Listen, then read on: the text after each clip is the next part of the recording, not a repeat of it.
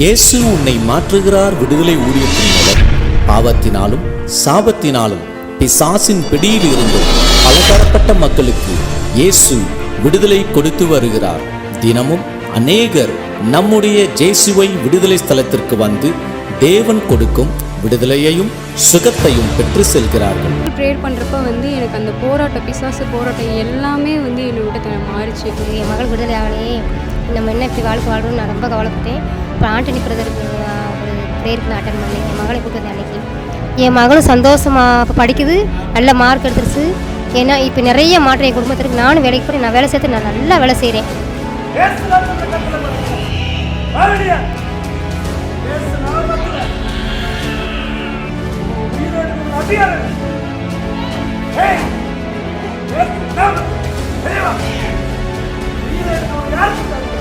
நல்ல ஆசீர்வாதமாக ஏசப்பா எனக்கு சுகம் கொடுத்துருக்கார். அப்புறம் கொஞ்ச நாள் கழிச்சு பார்த்தீங்கன்னா 1 வருஷத்துக்கு அப்புறம் இங்கே வந்து ப்ரேயர் பண்ணிட்டு போனேன். அன்றைக்கு வந்து இப்போ நான் 1 வருஷத்தில் ஒரு அழகான ஆல்கோல் கொடுத்துருக்கேன். பாஸ்டர் ஐயா கொடுத்த ஒரே இதில் நான் இப்போ ஆயில் மற்றும் சாப்பாட்டில் நான் மட்டும் கலந்து வச்சு நான் சாப்பிட்டேன். நான் ஜெபம் பண்ணிக்கிட்டே இருந்தேன். ஏசப்பா, நான் உங்கள் மேலே இருக்கிற விசுவாசத்தினால மட்டும் நான் இந்த ஆயிலை நான் தொட்டு நான் சாப்பிட்றேன் அப்படின்னு சொல்லிட்டு நான் ஜெபம் பண்ணேன். கரெக்டாக நான் இங்கே வந்துட்டு போய் 4வது மாதத்தில் எனக்கு நான் கன்சீவ் ஆகிட்டேன். ஐயா என்ன கொடுத்தாங்க, அதை சாப்பாடில் சாப்பிடுங்க அப்படின்னு சொல்லவும் அதை வாங்கிட்டு போய் நான் சாப்பிட்டதுலேருந்து கைவிளை முற்றிலுமா நீங்கி. கர்த்தர் உன் குடும்பத்தில் இருக்கிற அந்த தீங்கான வல்லமைகளை கர்த்தர் துரத்துகிறதையும் இனி உன் கண்களால் அதை பார்க்காதபடிக்கு அவர் ஒரு அற்புதத்தை செய்ய போகிறார். அதனால தான் இந்த மாதத்தில் சொல்கிறாரு, நீ இனி தீங்கை காணாதிருப்பார்.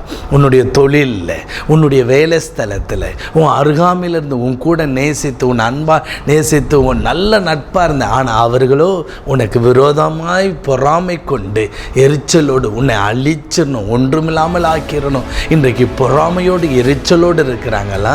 நீ கலங்காதீங்க. ஏன் தெரியுமா? கர்த்தர் சொல்கிறாரு, இனி நீ தீங்கை காணாது இருப்பாய். இந்த மாதத்தில் கர்த்தர் உங்கள் வாழ்க்கையில் சஞ்சலத்தை தவிப்பி எடுத்து போடுவார். மரணத்தின் வல்லமைகள் உங்களை நெருக்கி கொண்டு இருக்கலாம், மரண விளம்பில் உட்கார்ந்து இருக்கலாம். இன்றைக்கு கடவுளாகிய இயேசு கிறிஸ்து அந்த தீங்கான ஆவி உங்களை விட்டு அகற்றி தூக்கி எறிகிறத நீங்கள் கண்டிப்பாக பார்ப்பீங்க. அந்த வல்லமை வெளிப்படும். இந்த மாதத்தில் கர்த்தர் அதை உங்களுக்கு செய்கிறார்.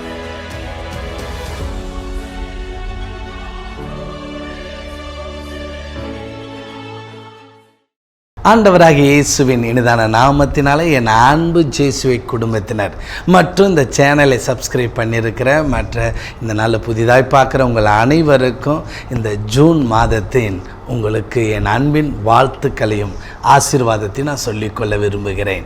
இந்த நாளில் விசேஷமாக நம்முடைய JCY விடுதலை ஊழியத்தின் மூலமாக கர்த்தர் மகத்தான காரியங்களை ஜனங்கள் வாழ்க்கையில் செய்து கொண்டு வருகிறார். அவருடைய நாமம் மகிமைப்படுகிற விதத்தில் ஒவ்வொரு ஊழியத்திலையும் அவருடைய கரம் வெளிப்படுகிறது. விசேஷமாக பாருங்களேன், இந்த போன மாதம் மே மாதத்தில் நம்முடைய ஊழியத்தில் பல வருடங்களுக்கு பிறகு விடுதலை பெருவிழா கூட்டத்தை நடத்த கர்த்தர் கிருபை செய்தார். அந்த கூட்டம் நடைபெறாதபடி ஒரு பெரிய காற்று மழையும் ரொம்ப போராட்டமாக இருந்திருந்தது. ஆனால் நல்லா கவனித்து பாருங்க, நம்முடைய கர்த்தருடைய வல்லமை, கர்த்தருடைய கிருபை அந்த கூட்டத்தை கர்த்தர் ஆசீர்வாதமாக நடத்தி கொடுத்தார். அந்த கூட்டத்தின் சில காட்சிகளை உங்களுக்காக நாங்கள் அதை வெளியிடுகிறேன். அதை பாருங்கள், அது உங்களுக்கு ரொம்ப பிரயோஜனமாக இருக்கும். எனக்கு விடுதலை வேணும், இன்னைக்கு ஒரு வாஞ்சியோடு வரும்பொழுது கர்த்தர் அற்புதம் செய்யும். இயேசு என்று கூப்பிடுங்க, இயேசு என்று கூப்பிடுங்க. உச்சரிக்க உச்சரிக்க உச்சரிக்க ஒரு மகிமை மூடிக்கொண்டே இருக்கும், ஒரு மகிமை மூடிக்கொண்டே இருக்கும். ரத்தத்தை குடிக்கிற ஆவி எரிக்கப்படு, விக்கிரக ஆவி எரிக்கப்படு, செத்த ஆவிகள் எரிக்கப்படு, செத்த ஆவிகள் விலகு. வல்லமை touch the glory. ரத்தமே விரோதமான மந்திரம் இயேசு கிறிஸ்துவின் விடுதலை. இந்த நாள் விடுதலை நாள். கட்டளை உடைக்கப்படு. எல்லாம் விலகிறணும், மகளை விட்டு, எல்லாம் மகளை விட்டு விலகிறணும், மகளை விட்டு விலகணும், மகளை விலகு விலகு. எத்தனை ஒரு மகிமையான காரியம். எவ்வளோ தடைகள் வந்தாலும் நான் ஒன்று சொல்கிறேன், கர்த்தர் செய்ய நினைத்தது தடைபடாது. அவருடைய பிள்ளைகளை உண்மையிலே அவருடைய பிள்ளைகளை அவர் நேசிக்கிறார்.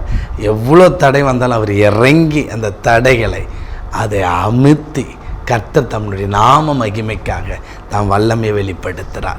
கர்த்தர் நாம் மகிமைப்படட்டும். இந்த ஊழியத்துக்காக ஜெபிக்கிறீங்க, நிறைய பேர் இந்த ஊழியத்தை காணிக்கினால் தாங்குகிறேன். உங்கள் அனைவரையும் கர்த்தர் ஆசீர்வதிப்பார். அவனே ஒன்று சொல்லிக் கொள்ளுகிறேன், சிறுமைப்பட்டவன் மேல் சிந்தை உள்ளவன் பாக்கியவான். தீங்கு நாளில் கர்த்தர் விடுவிக்கிறார் என்பது எத்தனை ஒரு ஆசீர்வாதம் அல்லவா? கண்டிப்பாக அந்த ஊழியத்துக்காக நீங்கள் விதைக்கிறீங்க, ஜெபிக்கிறீங்க. உங்கள் குடும்பத்தில் எந்த தீங்கு வராதபடி கர்த்தர் பாதுகாப்பார். இந்த நாளில் கர்த்தருடைய வாக்குத்தத்த வார்த்தைக்கு கடந்து போகலாம். இந்த நல்ல விசேஷித்த வண்ணமாக உங்களுக்காக ஜெபித்து கொண்டிருக்கும்போது கர்த்தர் பேசின வாக்குத்தத்தமான வார்த்தை உங்களோடு பேசுகிறேன் பாருங்களேன். செப்பனியா 3வது அதிகாரம் 10வது வசனம். கர்த்தர் உன் ஆக்கினைகளை அகற்றி உன் சத்துருக்களை விலக்கினார். இஸ்ரவேலின் ராஜாவாகிய கர்த்தர் உன் நடுவில் இருக்கிறார். இனி தீங்கை காணாதிருப்பாய். இந்த நாளில் இதை பார்த்து கொண்டிருக்கிற என் அன்பு சகோதரனே, என் அன்பு சகோதரியே, இந்த நாளில் கர்த்தர் சொல்கிறாரு, நீ இனி தீங்கை காணாதிருப்பாய். இனி உன் வாழ்க்கையில் தீங்கான காரியங்கள் சம்பவிப்பதில்லை. இந்த நாளில் இதை பார்த்து கொண்டிருக்கிற என் அன்பு சகோதரன், உன் வாழ்க்கையில் பல தீங்கான காரியங்கள் நடந்திருக்கிறது. உன் வாழ்க்கையில், உன் குடும்பத்தில், உன்னுடைய தொழில் வியாபாரம், உன் வேலை ஸ்தலத்தில், ஏன் உன் வீட்டு அருகாமையில் இருக்கிற அல்லது உன் உறவினர்கள் சொந்த பந்தத்தினால் உனக்கு பல தீங்கான சம்பவங்கள் நடந்திருக்கிறது. இதனால் நீ நிம்மதி இல்லாமல் துக்கத்தோடு வேதனையோடு கண்ணீரோடு இருக்கிற இந்த தீங்கான வாழ்க்கையில், இந்த கஷ்டமான சூழ்நிலையில் எப்படி என் வாழ்க்கை நடத்துறது? கர்த்தர் என் கூட தான் இருக்கிறாரா? கர்த்தர் என் கூட இருந்திருந்தால் இப்படிப்பட்ட சம்பவங்கள் நடந்திருக்குமா என்ற பல கேள்விகள், புலம்பல்கள், வேதனைகள், அழுகையின் கண்ணீரோடு நீங்கள் கடந்து போய் கொண்டிருக்கிறீங்க. இன்றைக்கு கடவுளாகிய இயேசு கிறிஸ்து உங்களை பார்த்து சொல்கிறாரு, இனி நீ தீங்கை காணாதிருப்பாய். உன் குடும்பத்தில் ஏற்பட்டிருக்க அந்த தீங்கான காரியத்தை கர்த்தர் அப்புறப்படுத்துவார். இன்றைக்கு நீங்கள் சஞ்சலத்தோடு வேதனையோடு ஒரு துக்கத்தோடு தான் இருக்கிறீங்க. அந்த குடும்பம் உங்கள் துக்கமான சூழ்நிலையில் இருக்கிறது. உங்கள் வாழ்க்கையில் உங்கள் பிள்ளைகள் வியாதியோடு பலவீனத்தோடு நோய்வாய்ப்பட்டு சுகம் இல்லாமல் அந்த பிள்ளைகளை பார்க்கும் பொழுது உங்கள் கண்களில் கண்ணீர் வடிகிறது. இன்றைக்கு கர்த்தர் சொல்லுகிறார், உன் தீங்கு இனி நீ காணாதிருப்பாய். இன்றைக்கு கர்த்தர் உன் குடும்பத்தில் இருக்கிற அந்த தீங்கான வல்லமைகளை கர்த்தர் துரத்துகிறதையும் இனி உன் கண்களால் அதை பார்க்காதபடிக்கு அவர் ஒரு அற்புதத்தை செய்ய போகிறார். அதனால தான் இந்த மாதத்தில் சொல்கிறாரு, நீ இனி தீங்கை காணாதிருப்பார். உன்னுடைய தொழிலில், உன்னுடைய வேலை ஸ்தலத்தில், உன் அருகாமையில் இருந்து உன் கூட நேசித்து உன் அன்பாக நேசித்து உன் நல்ல நட்பாக இருந்த, ஆனால் அவர்களோ உனக்கு விரோதமாய் பொறாமை கொண்டு எரிச்சலோடு உன்னை அழிச்சிடணும், ஒன்றுமில்லாமல் ஆக்கிடணும். இன்றைக்கு பொறாமையோடு எரிச்சலோடு இருக்கிறாங்களா? நீ கலங்காதீங்க. ஏன் தெரியுமா? கர்த்தர் சொல்கிறாரு, இனி நீ தீங்கை காணாதிருப்பாய். ஒருவேளை உங்கள் ஆசீர்வாதங்களை இழந்து போயிருக்கலாம். என வேதம் சொல்லுகிறது, யோவேல் எழுதின தீர்க்க தரிசன புஸ்தகத்தில் அவர் சொல்கிறார், அவர் மனஸ்தாபப்பட்டு நம்ம வாழ்க்கையில் வந்த தீங்கை நீக்கி போடுகிறாராம். பாருங்கள், அந்த யோவேல் எழுதின தீர்க்க தரிசன புஸ்தகத்தில் அவங்களுடைய ஆசீர்வாதங்கள், நிம்மதி இல்லை, வெளியே போகிறவங்க வர்றவங்களுக்கு ஒரு ஆசீர்வாதம் இல்லை, நிம்மதியற்ற ஒரு சூழ்நிலை, எல்லாம் வாழ்க்கையில் இழந்து போய் பட்டு போய் சோர்ந்து போய் கடந்த அந்த யோவேல் அந்த தீர்க்கதரிசன புஸ்தகத்தில் அழகாக சொல்கிறார், அவர் மனஸ்தாபப்பட்டார், அந்த தீங்கை நீக்கினார். இன்றைக்கு அதே கடவுள் உங்களுடைய தீங்கை உங்களை விட்டு நீக்க போகிறார். உங்கள் தீங்கான காரியம், வேதனைப்படுத்துகிற காரியம், அழிவை உண்டு பண்ணின காரியம், ஆசீர்வாதத்தை கெடுத்த ஆவிகள் அனைத்தையும் கர்த்தர் அப்புறப்படுத்துறத இன்னைக்கு உங்கள் கண்களால் நீங்கள் பார்க்க போகிறீங்க. அந்த அற்புதத்தை கர்த்தர் செய்ய போகிறார். அந்த அதிசயம் கர்த்தர் செய்கிறத பார்ப்பீங்க. இந்த மாதத்தில் கர்த்தர் உங்கள் வாழ்க்கையில் சஞ்சலத்தை தவிப்பி எடுத்து போடுவார். மரணத்தின் வல்லமைகள் உங்களை நெருக்கி கொண்டு இருக்கலாம், மரண விளம்பில் உட்கார்ந்து இருக்கலாம். இன்றைக்கு கடவுளாகிய இயேசு கிறிஸ்து அந்த தீங்கான ஆவி உங்களை விட்டு அகற்றி தூக்கி எறிகிறத நீங்கள் கண்டிப்பாக பார்ப்பீங்க. அந்த வல்லமை வெளிப்படும். இந்த மாதத்தில் கர்த்தர் அதை உங்களுக்கு செய்கிறார். உங்களுக்கு அதை செய்து முடிக்கிற ஒரு தெய்வனாக இருக்கிறார். அதனால தான் அவர் சொல்கிறாரு பாருங்களேன், உன் ஆக்கினைகளை அகற்றி உன் சத்துருக்களை விலக்கினார். உன் சத்துருக்களை விலக்குவார். இன்றைக்கு கர்த்தரை தான் சரி, உன் சத்துருக்களை அவர் உன்னை விட்டு விலக்குகிறதை பார்ப்பேன். இந்த மாதத்தில் உன்னுடைய சத்துருக்கள் யார் என்று உன் கண்கள் காணும். உன் வாழ்க்கையில் எதிராக போராடுகிற உன் சத்துரு யார்? உன்னை அழிக்கும்படி தந்திரமாய் செயல்படுகிற சத்துரு யார்? அதை இன்றைக்கு இந்த மாதத்தில் இன்று இரவே கர்த்தர் உனக்கு காண்பிப்பார். அந்த சத்துருக்கள் கையிலிருந்து கர்த்தர் உன்னை விடுவிப்பார். நன்றாக ஒன்று புரிந்து கொள்ளுங்க. வெளி தோற்றத்தில் அன்பாக பேசுகிற ஒரு கூட்டம் இருக்குது. அது பார்த்தீங்களா, தாவீதுக்கு முன்பாக அன்பாக பேசின சவுல் இருக்கிறான், நேசித்தான், அவனுடைய பந்தியில் அவனை உட்கார வைத்தான், தன் மகளே அவனுக்கு கொடுத்தான். அப்படிப்பட்ட அன்பு நிறைந்த சவுல் வாழ்க்கையில் மறைமுகமான ஒரு எண்ணம் இருந்தது. அதுதான் அந்த எண்ணம் தாவீதை எப்படியாவது அழிக்க வேண்டும் என்று. அதே போல தான் இன்றைக்கும் உன்னுடைய வாழ்க்கையில் ஒருவேளை உன் உறவினர் இருக்கலாம், அல்லது உன் அக்கம் பக்கத்தினர் யாரோ ஒருவர் இருக்கலாம். எப்படியாவது உன்னை அழித்து விட வேண்டும், உன்னை நாசப்படுத்தணும், உன்னை பிடுங்கி எரிந்து விடணும்னு நினச்சி பல யாகங்கள் பண்ணலாம், சில மந்திரங்களை பண்ணலாம், சுடுகாட்டில் போய் அந்த மந்திர கிரியைகளை செய்து உன்னை அழிக்கலாம்னு நினைக்கலாம். நான் ஒன்று சொல்லிக்கொள்ள விரும்புகிறேன். அந்த ஆவிகள் ஒன்று உன்னையும் உன் குடும்பத்தையும் உன் பிள்ளைகளையும் உன் ஆசீர்வாதத்தையும் கர்த்தர் தொடவிட மாட்டார்.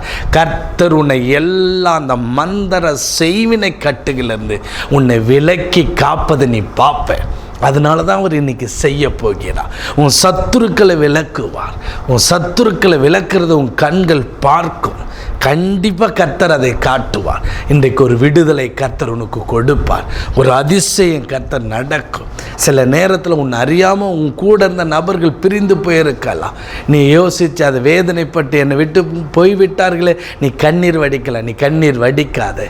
கர்த்தரே அதை அப்புறப்படுத்தி வைத்திருக்கலாம். ஏன் தெரியுமா? கர்த்தர் உன்னை ஆசீர்வதிக்கணும்னு விரும்புகிறார், உன்னை உயர்த்தணுன்ட்டு விரும்புகிறார். அதனால தான் கர்த்தர் கிரியை செய்கிறார். இந்த நாளில் விசேஷித்த வண்ணமாய் மறுபடியும் அந்த வாக்குத்தத்தத்தை நான் படிக்கிறேன் பாருங்களேன்.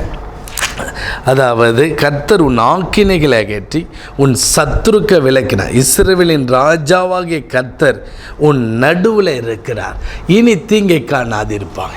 இன்றைக்கி அதான் கர்த்தர் சொல்கிறார். நீங்கள் ஒருவேளை நீங்கள் நினைக்கலாம், நாங்கள் ஆண்டவரை ஏற்றுக்கொண்ட குடும்பம் தானே, ஆண்டவரை பின்பற்றி வருகிற குடும்பம் தானே, ஏன் எங்களுக்கு தீங்கு நடக்குது, ஏன் எங்களுக்கு இந்த ஒரு போராட்டம் நடக்குது, ஏன் எங்களுக்கு இந்த பிரச்சனை நடக்குது அப்படி நீங்கள் சொல்லலாம். நான் ஒன்று சொல்லிக்கொள்ள விரும்புகிறேன். வேதம் சொல்லுகிறது பாருங்களேன். இந்த இடத்துல இஸ்ரவேலின் ராஜாவாகிய கர்த்தர் உன் நடுவில் இருக்கிறார். கர்த்தர் இன்னைக்கு விரும்புகிறது என்ன தெரியுமா? உங்கள் வாழ்க்கையில் கர்த்தர் உங்கள் நடுவில் இருக்கணும்ட்டு விரும்புகிறார். அவர் நடுவில் இருக்கணும், உன் குடும்பத்தின் நடுவில் இருக்கணும். அதுதான் அவருடைய விருப்பம், அவருடைய ஏக்கம். அவர் தான் அது வாஞ்சை. நான் உன் வீட்டு நடுவில் நான் இருக்கணும். ஏதோ ஒரு ஃபோட்டோவில் கர்த்தர் இருக்கணும்ட்டு விரும்பலை. நான் இன்றைக்கு சொல்கிறேன், அவர் உங்கள் நடுவில் இருக்கணும்ட்டு விரும்புகிறார்.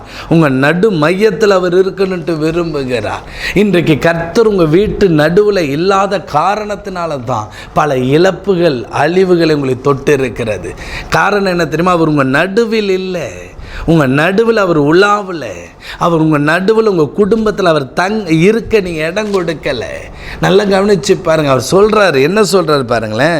இஸ்ரவேலின் ராஜாவாகிய கர்த்தர் உன் நடுவில் இருக்கிறார். உன் நடுவில் நான் இருந்தால் இனி தீங்கே காண முடியாது.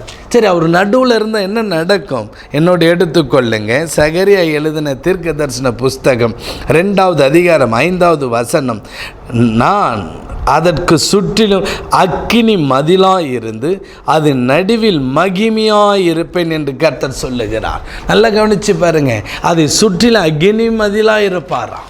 நல்லா கவனிங்க. கர்த்தர் உங்கள் நடுவில் இருந்தால் அவர் சுற்றிலும் ஒரு அக்னி மதிலாக இருப்பார், அக்னியாய் மூடி இருப்பார். உங்களை வேலி எடுத்து பாதுகாத்து கொள்ளுவார். மந்திரமானாலும் சரி, பிசாசானாலும் சரி, அசுத்தாவிகளாக இருந்தாலும் சரி, உங்களை ஒன்றுமே தொட முடியாது. வியாதிகள் உங்களை தொட முடியாது, நோய்கள் உங்களை தொட முடியாது. ஏன் தெரியுமா? கர்த்தர் அக்னி மதிலாக இருப்பார். அதனால தான் உங்கள் நடுவில் கர்த்தர் இருக்கணுன்ட்டு விரும்புகிறார். கர்த்தர் உங்கள் நடு மையத்தில் அவர் வாழணுன்ட்டு விரும்புகிறார். ஒன்று புரிந்து கொள்ளுங்க. சத்தியத்தை நீங்கள் அறியும் பொழுது ஒரு பெரிய விடுதலை கர்த்தர் கொடுப்பார். இனி தீங்க காணாமல் இருக்க அவர் விரும்புகிற ஒரு காரியம் என்ன தெரியுமா? உன் நடுவில் அவர் கர்த்தர் இருக்கணும். நன்றாக ஒன்று புரிந்து கொள்ளுங்க. யாபேஸ் என்ற ஒரு மனிதர் இருந்தார். அந்த யாபேஸ் மனிதர் ஒரு ஜெபத்தை செய்கிறார். அதாவது 1 நாளாகமும் 4வது அதிகாரத்தில் இப்படியாக எழுதப்பட்டிருக்கு. 1 நாளாக 4 10வது வசனத்தை நான் படிக்கிறேன் பாருங்களேன். அவர் ஜெபிக்கிறார். யாபேஸ் இஸ்ரவேலின் தேவனை நோக்கி, தேவரீர் என்னை ஆசீர்வதித்து என் எல்லையை பெரிதாக்கி உமது கரை என்னோடு இருந்து தீங்கு என்னை துக்கப்படுத்தாதபடிக்கு அதற்கு என்னை விலக்கி காத்தருளும் என்று வேண்டிக் கொண்டான். அவன் வேண்டிக் கொண்டதை தேவன் அருளினார். அவன் ஒரு ஜெபம் பண்ணுகிறான். அவன் என்ன சொல்கிறான்? தீங்கு என்னை துக்கப்படுத்தாதபடிக்கு அதை விலக்கி என்னை காத்தருளும் ஆண்டவரை ஜெபிக்கிறான். அவன் தீங்கான வாழ்க்கையில் தீங்கான சம்பவங்கள்லாம் வாழ்க்கையில் நடந்தது, துக்கமான காரியங்கள்லாம் நடந்தது. அதனால தான் அவங்க அம்மா பேர் எப்படி வைத்தாங்க தெரியுமா? பாருங்களேன், யாபேஸ் தன் சகோதர பாக்கினும் கனப்பெற்றவனாக இருந்தான். அவன் தாய் நான் துக்கத்தோடு அவனை பெற்றேன் என்று சொல்லி அவனுக்கு யாபேஸ் என்று பெயரிட்டான். அவன் பிறப்பின் நிமித்தம் ஏதோ ஒரு துக்கம், ஏதோ ஒரு வேதனை, ஏதோ ஒரு போராட்டத்தின் மத்தியில் தான் அந்த குடும்பம் இருந்திருக்கு. ஆனால் அவனுடைய வாழ்க்கையில் அந்த துக்கத்தை மாற்றுவதற்கு ஒரு வழி கடவுளாகிய தேவனிடத்தில் வேண்டுதல் பண்ணினா அதை கர்த்தர் மாற்றுவார். தேவனை நோக்கி பார்த்தால் கர்த்தர் அற்புதம் செய்வார் என்று கர்த்தரையே சார்ந்து கொண்டான். கர்த்தரை நோக்கி பார்த்து கொண்டு இருந்தான். என்ன நடந்தது தெரியுமா? அவன் ஜெபித்ததை கர்த்தர் கேட்டு அவனுடைய துக்கங்கள் எல்லாவற்றையும் கர்த்தர் மாற்றினார். ஜெபிக்கும் பொழுது என்ன நடக்கிறது? கர்த்தரை தேடும் பொழுது என்ன நடக்கிறது? சங்கீதம் எழுதின புஸ்தகம் 27வது அதிகாரம் 5வது வசனத்தை நான் உங்களுக்காக வாசிக்கிறேன். பாருங்களேன். தீங்கு நாளில் அவர் என்னை தம்முடைய கூடாரத்தில் மறைத்து. அப்போ ஜெபிக்கும் பொழுது தீங்கு சம்பவங்கள், தீங்கான காரியங்கள் நடக்கும் பொழுது, இந்த உலகத்தில் அழிவுகள்லாம் வரும் பொழுது, மோசமான சம்பவங்கள் நடக்கும் பொழுது அவர் என்ன செய்கிறாரா? அவர் என்னை தம்முடைய கூடாரத்தில் மறைத்து என்னை தமது கூடார மறைவில் ஒளித்து வைத்து என்னை கண்மலையின் மேல் நிறுத்துகிறார். அப்போ தேவனை நோக்கி கூப்பிடும் பொழுது, தேவனை சார்ந்து கொள்ளும் பொழுது, ஜெபிக்கும் பொழுது அவர் மறைத்து கொள்ளுகிறார், ஒளித்து வைத்து கொள்கிறார். அதனால தான் கர்த்தர் சொல்கிறாரு, அதுக்கு தான் சொல்கிறாரு, அன்றைக்கி யாபேஸ் ஜெபித்தான். அந்த ஜெப வாழ்க்கை நம்முடைய குடும்பத்தில் இருக்கணும், உங்கள் வாழ்க்கையில் இருக்கணும். தனிப்பட்ட ஜெபமும் இருக்கணும், குடும்ப ஜெபமும் இருக்கணும். குடும்பமாக இணைந்து ஜெபிக்கணும். வேதம் சொல்லுகிறது, தனி ஜெபம் பண்ணும் பொழுது அவர் உங்கள் இருதயத்துக்குள்ளே அவர் உலாவி கொண்டு இருக்கிறார். ஆனால் 3 பேர் குடும்பமாக ஜெபிக்கும் போது என்னம்மா சொல்லியிருக்கார்? 2-3 பேர் நாமத்தில் எங்கே கூடுகிறீங்களோ அங்கே நடுவில் நான் வருவேன், நான் வந்து அங்கே வாசம் பண்ணுவேன். எவ்வளோ ஒரு வல்லமுள்ள தேவன் பாருங்கள். இன்றைக்கு உங்கள் குடும்பத்தில் ஒரு ஜெபம் இருக்கணும், ஒரு குடும்ப ஜெபம் இருக்கணும். அவர் நடுவில் வருவார். அவர் நடுவில் வந்து ஒரு பெரிய மாறுதலை உங்கள் வாழ்க்கையில் தருவார். அவர் நடுவில் வந்துட்டால் உங்கள் வீட்டை சுற்றியும் ஒரு அக்கினி மதிலை வைத்திருவார். உங்கள் வேலை ஸ்தலத்தில் ஒரு அக்கினி மதில். உங்கள் வேலையை ஆரம்பிக்கும் பொழுது நீங்கள் தொழில் செய்ய எல்லாரும் இணைந்து ஒரு கொஞ்ச நேரம் ஜெபம் பண்ணி பாருங்கள். உங்களை சுற்றிலும் ஒரு அக்கினி மூடி இருக்கும். உங்கள் பிஸ்னஸ், உங்கள் கடையை திறக்கும் பொழுது நேராக போய் கடைன்னு கடையை திறந்துடாதபடி, கடை திறந்து உடனே முதலாவது ஜெபம் செய்து பாருங்கள். எடுத்தோடனே வியாபாரத்திலே இருக்காதீங்க. கர்த்தருக்கு உங்கள் வியாபாரத்தில் முதலிடம் கொடுத்து பாருங்கள். அவர் அக்னி மதிலாய் இருப்பார், அக்னி மதிலாய் சூழ்ந்திருப்பார், மகிமையாக இருப்பார். அவர் மகிமையாக இருந்தால் என்ன நடக்கும்? வேதம் சொல்லுகிறது, தேவன் தம்முடைய ஐஸ்வர்யத்தின்படி உன் குறைவுகளை கிறிஸ்து இயேசுவின் மகிமையில் நிறைவாக்குவார். மகிமை வெளிப்படும் போது அங்கே குறைவு இருக்காது, அங்கே குறைவானது இருக்காது, சரீரத்தில் பலவீனம் இருக்காது. அந்த குறைவுகள் அனைத்தையும் கர்த்தர் நிறைவாய் மாற்றி விடுவார். அதனால தான் இன்றைக்கி கர்த்தர் உங்களை பார்த்து சொல்கிறாரு. என்ன சொல்கிறார் தெரியுமா? அவர் சொல்கிறது, இனி நீ தீங்கை காணாது இருப்பார், தீங்கை காணாது இருப்பார். கடைசியாக பாருங்களேன், கர்த்தர் உன் ஆக்கினைகளை அகற்றி. நல்லா கவனித்து பாருங்கள், அதுதான் கர்த்தர் சொல்கிறார், உன் ஆக்கினைகள். இந்த தவறுகள் பண்ணும்போது இந்த தண்டனையை நம்ம பெற்றுக்கொள்ளணும். இந்த தண்டனை உண்டு. இந்த ஆக்கினைகள் எல்லாவற்றையும் நம்ம விட்டு அகற்றும்படிக்குத்தான் இந்த இயேசு கிறிஸ்து இந்த உலகத்தில் வந்தார். ஒன்று புரிந்து கொள்ள வேண்டும். இன்றைக்கு நம்முடைய வாழ்க்கையில் நம்ம செய்கின்ற நம்ம வாழ்க்கையில் நாம் செய்கின்ற பாவங்கள் நம்ம சரீரத்தில் செய்யும்போது அந்த பாவம் நம்முடைய சரீரத்தை உருகுலைந்து போக வைக்கும். ஆனால் மற்றவர்கள் பாவம் செய்யும்போது, சாபமான காரியங்கள்லாம் பண்ணும் பொழுது, அந்த சாபத்தின் வல்லமை நம்முடைய வாழ்க்கையில் ஆக்கினைகளை ஏற்படுத்தி விடுகிறது, தண்டனைகளை ஏற்படுத்தி விடுகிறது. இன்றைக்கி நிறைய இந்த விடுதலை மையத்துக்கு வராங்க. நிறைய பேர் வந்து ஈஸியாக அபாஷன்றது சிம்பிளாக, அது ஒரு பெரிய காரியம் இல்லைன்றதெல்லாம் பண்ணிவிட்டு அதனால் ஏற்படுற பாதிப்புகள். சிலர்லாம் மந்திர செய்வின கைரேகை பார்க்குறது, ஜோஸ், இந்த மாதிரிலாம் சில காரியங்களை பார்த்து அதில் கட்டப்பட்ட சூழ்நிலையில் சிலர்லாம் அசுத்தாவி, குடிப்பழக்கம், இதெல்லாம் மாட்டிக்கொண்டு அதனால் ஏற்படுகிற ஆக்கினைகள், தண்டனைகள், இதை எல்லாவற்றிலிருந்து தான் கர்த்தர் உங்களை மீட்டெடுக்க அவர் தன்னுடைய இரத்தத்தை சிந்தினார். அதனால தான் பார்த்தீங்கன்னா இயேசு கிறிஸ்து அவர் சிலுவையில் இருக்கும்போது ரெண்டு பேரை அவங்க அருகாமையில் அவங்கள சிலுவையில் அறைவாங்க. அதில் ஒருத்தர் ஆண்டவரை தூசிக்கிற மாதிரியே பேசுவார். அப்போ இன்னொருத்தர் சொல்லுவான், அவன் சொல்கிறான், நீயும் நானும் தண்டனை பெற்றுக்கொள்கிறதுக்காக, இந்த தண்டனைக்கு நம்ம காரணம் கரெக்ட் தான், நம்ம அந்த ஆக்கினையை நம்ம ஏற்றுக்கொள்ளலாம், ஆனால் இவர் ஒரு பாவமும் செய்யாமல் நமக்காகன்றார். அப்போ அந்த நேரத்தில் அதாவது சிலுவையில் இருந்தவனை பார்த்து கர்த்தர், இன்றைக்கு நீ என்னோடு பரதேசில் இருப்பான். அப்போ அவனை மன்னிக்கிறார், அவனை ஏற்றுக்கொள்ளுகிறார். இன்றைக்கு கர்த்தர் சொல்கிறார், இன்றைக்கி உங்கள் வாழ்க்கையில் நடக்கிற சம்பவம், உங்கள் பிள்ளைகள் வாழ்க்கையில் நடக்கிற சம்பவம், உங்கள் வாழ்க்கையில் நடக்கிற எல்லா வியாதியின் போராட்ட தன்மைகள், இதுக்கெல்லாம் நீங்கள் கண்ணீர் வடிக்க என்னம்மா சொல்கிறீங்க? நான் செஞ்ச சாபம், நான் செஞ்ச பாவம் தான் இன்றைக்கி என் பிள்ளைங்க, என் குடும்பத்தில் இருக்குது. நான் ஒன்று சொல்கிறேன், கர்த்தர் உன் ஆக்கினைகளை அகற்றும்படி தான் இரத்தத்தை சிந்திருக்கிறார். அவருடைய இரத்தம் உன் ஆக்கினைகள் எல்லாவற்றிலிருந்து நீக்கிடுவா. இனி உன் வாழ்க்கையில் நீ அதுக்கு இடம் கொடுக்காத.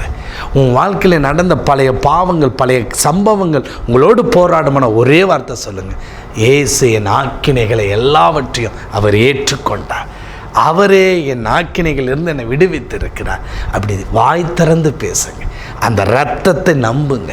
அந்த இரத்தம் சர்வலோக எல்லா பாவங்களையும் இன்றைக்கி சுத்திகரிக்கும். விசுவாசமாக இருங்க, கர்த்தர் உங்கள் வாழ்க்கையில் பெரிய காரியத்தை செய்வார். இனி தீங்கி காணாதிருப்பீங்க, மகிமையான காரியம் நடக்கும். நம்ம ஜெபிக்கலாமா? அப்படியே கண்களை மூடி எல்லாரும் கொஞ்ச நேரம் இருக்கிற இடத்துல அப்படியே எல்லாம் சோத்திரமெல்லாம். நன்றி ஆண்டவரே, துதிக்கிறோம் ஆண்டவரே. இந்த நாளில் இந்த அப்பா ஜெபத்தில் என்னோடு இணைந்திருக்கிற ஒவ்வொரு தெய்வ பிள்ளைகளுடைய வாழ்க்கையில் இனி அந்த பிள்ளைங்கள் தீங்கு காணாது இருப்பார்கள் என்று நீர் வாக்கு பண்ணியிருக்கிறீர்.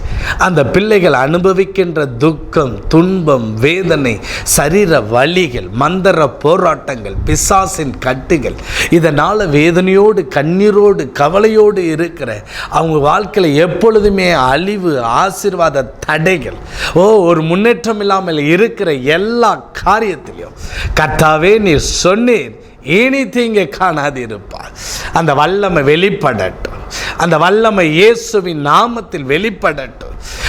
இப்பொழுது யாபேஸ் ஜெபித்து அந்த தீங்கான காரியங்கள் சம்பவிக்கவே இல்லையே, இந்த நாளில் இருந்து ராஜா இவங்க வாழ்க்கையில் துக்கம், துன்பம் அனுபவித்த இந்த நாளில் இருந்து அப்பா யாபேஸுக்கு உதவி செய்த அதே கர்த்தர் இந்த பிள்ளைகளுக்கு உதவி செய்தருளும்படி ஜெபிக்கிறேன். இனி குடும்பத்தில் ஏற்படுகிற தீங்கான சம்பவங்கள் இனி நடக்கக்கூடாது. இயேசுவின் நாமத்தில் விலகும்படி நான் சொல்லி ஜெபிக்கிறேன். இயேசுவின் நாமத்தில் விலகட்டும், வேலை ஸ்தலத்தில் விலகட்டும் அப்பா.